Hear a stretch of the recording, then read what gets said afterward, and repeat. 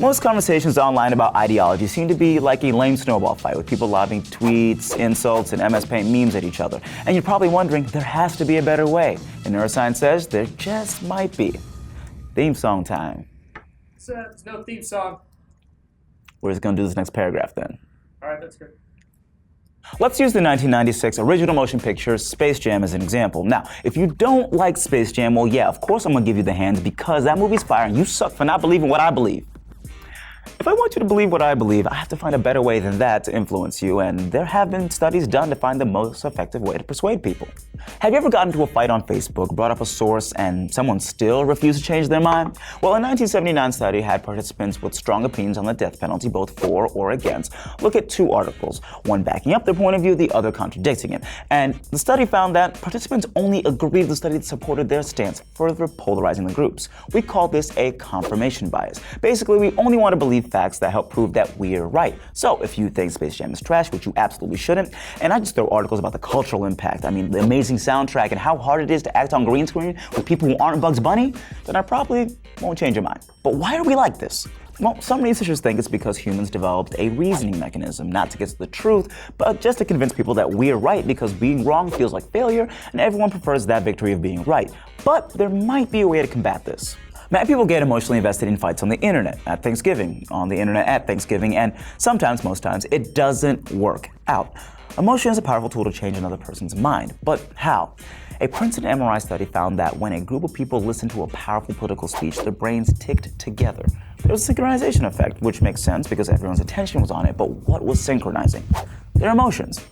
A 2004 study found further evidence when they had subjects watch 30 minutes of a movie and their brains synced up at the most emotional beats in the movie. Humans respond to emotional stimuli, so using emotions to drive a point home is important. Our brain structures, functions, and expression are similar, so responsibly sharing my feelings on Space Jam while Evanescence's My Immortal, a banger, plays in the background might work. Positive and constructive ways to persuade people to your point of view are much easier, especially when you try to find common ground. Alright, so common ground and emotional appeal aren't working. Give up, right? I would. Not exactly. Say you really care about an issue, particularly one with social relevance. Human instinct is to take to the streets and hope people really care about your issue, and it's frustrating when they don't, right? Well, it's all about framing.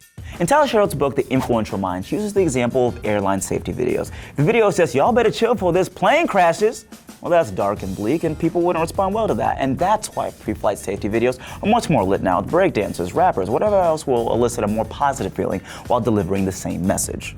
In a politically polarized time, it's easy to sit back on what we believe and not engage with other points of view. But I just want people to remember that our brains are very similar to each other's, and we all respond to how information is packaged. Now, I'm not saying engage with racist, sexist, homophobes, Nickelback apologists on the internet, and don't engage with people who make you feel like you're arguing for your right to exist and your humanity.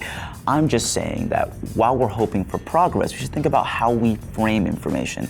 We have a degree of mental elasticity, and the brain has space for change if we allow it to. Remember, we're not going to win every argument. Sometimes rhyme and reason doesn't sway someone, so it's Gucci if you're like, yeah, not today, and take care of yourself.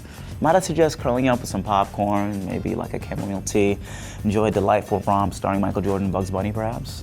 There's a lot of political noise out there, and you might prefer a little bit of silence. If you want to know what's better for your brain, noise or silence, check this video out right over here. Be sure to subscribe to CQ, and thank you for watching. Watch it, it's good. It's really good. I know the guy who did it.